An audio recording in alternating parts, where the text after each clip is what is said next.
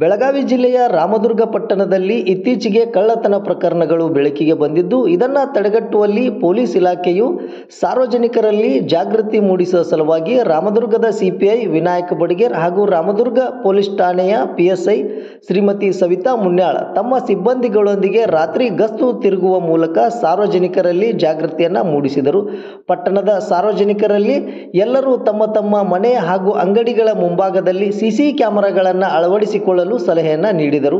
ಅಷ್ಟೇ ಅಲ್ಲದೆ ಯಾರಾದರೂ ಸಂಶಯಾತ್ಮಕವಾಗಿ ಓಡಾಡಿದ್ದು ಕಂಡು ಬಂದಲ್ಲಿ ಕೂಡಲೇ ಪೊಲೀಸರಿಗೆ ಮಾಹಿತಿಯನ್ನು ನೀಡಲು ಮನವಿ ಮಾಡಿದರು. ಪೊಲೀಸ್ ಇಲಾಖೆ ಸದಾ ಸಾರ್ವಜನಿಕರ ಸೇವೆಯಲ್ಲಿದ್ದು, ಸಾರ್ವಜನಿಕರು ಸಹ ಪೊಲೀಸ್ ಇಲಾಖೆಯೊಂದಿಗೆ ಸಹಕರಿಸಬೇಕೆಂದು ಮನವಿಯನ್ನು ಮಾಡಿಕೊಂಡರು.